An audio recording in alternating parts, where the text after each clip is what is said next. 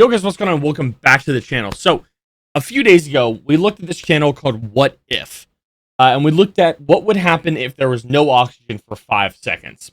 Kind of on the flip side of that, today we're going to be looking at what if sea levels suddenly rose 500 meters. So we went from like no water with no oxygen to too much water with this one. So let's see. What do you guys think is going to happen? I think, there's going to be no more land. We're already a little overpopulated, so I think we're going to get even more overpopulated. And I think a lot of big natural terrains that we need to survive are going to be gone. Let me know what you guys think would happen before we start this video, because then we're going to know what happens. Let's get into it. That's all the land going away. Would South America completely stop existing? News spreads like wildfire. Sea levels have suddenly risen 500 meters and giant waves are headed your way. Where could you hide to survive this catastrophe? Up on mountains? Would your city be destroyed? And all right, so would Austin be destroyed? Yes. Would Portland be destroyed? Yes. San Francisco? Absolutely. Melbourne? Yes. Those are the 4 places that I have lived. All 4 of them would be wiped off the face of the earth. Perfect. What at least I think they would be. To trigger a disaster of such epic proportions. Epic proportions. This is What If. And here's what would happen if sea levels suddenly rose 500 meters. There's no shortage of data flooding the internet regarding rising sea levels. Global warming has been progressively melting our ice sheets and glaciers. Over the past 100 years, sea levels have increased by about 24 centimeters. But for all of the oceans to rise 500 meters, you'd need a lot more ice than our planet has to offer. Okay, so this won't happen again. Which leads to another big question. Just how much ice would it take to flood Earth? Let's be clear, Earth does have a lot of ice, but even if all of it suddenly melted overnight, it would only cause a rise of about 70 meters. Now, this would send all coastal cities underwater, forcing over 3... Hold on. Why did it hurt my brain so much to look at? Okay, so what...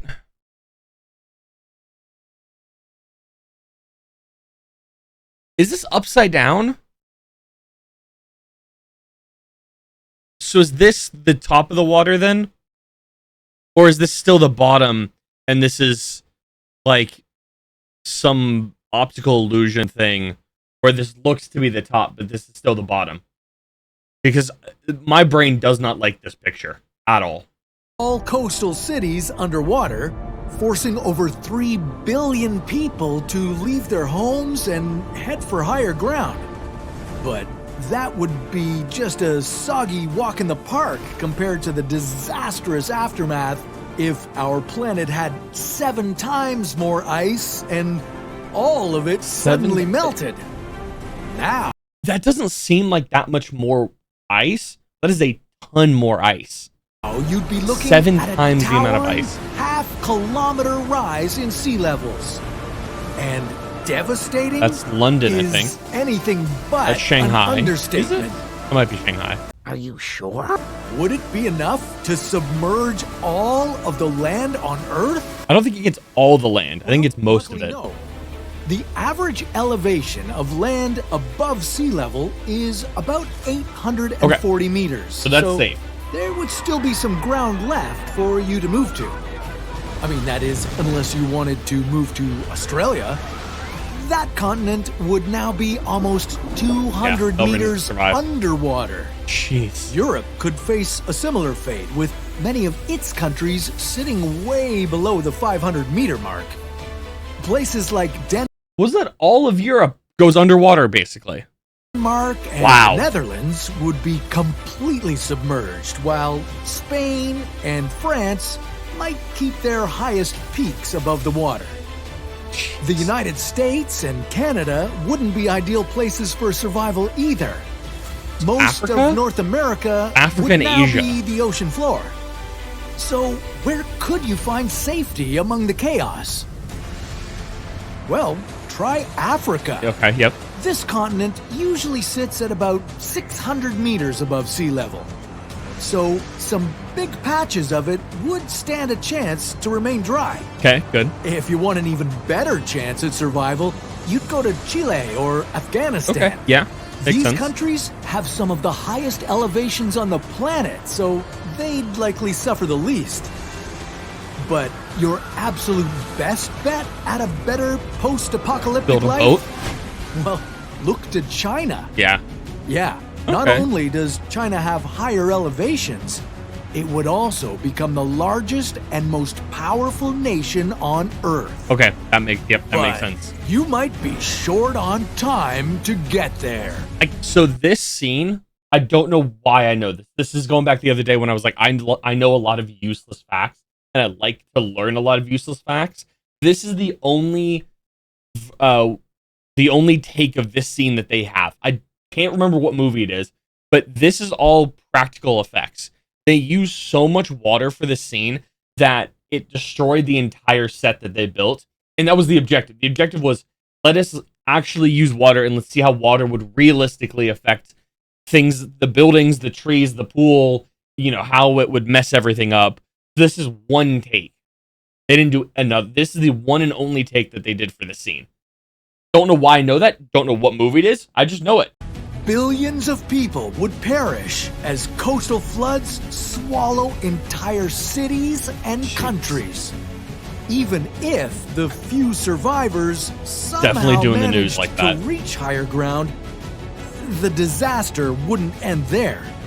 Most farmland across the globe would be destroyed. It would either be submerged or contaminated by salt water, Right. making it impossible to grow So you wouldn't be able to food. grow your own food The anymore. remaining land would belong to mountain peaks where the soil would Yeah, it can't likely grow. be infertile. And there wouldn't be too many much marsh. trees for you to build a house or start a fire. Okay, cool. And Awesome. you would need 4 walls to protect you from bad weather. Right. Since it would all be out of whack. That's because True. this newly diluted ocean water Yeah. would cause some ocean currents to stop. Oh. By just taking the Gulf Stream out of the global climate equation, temperatures would plummet and maybe Interesting. even trigger a mini ice Age. age. Free? You'd barely find any food to eat.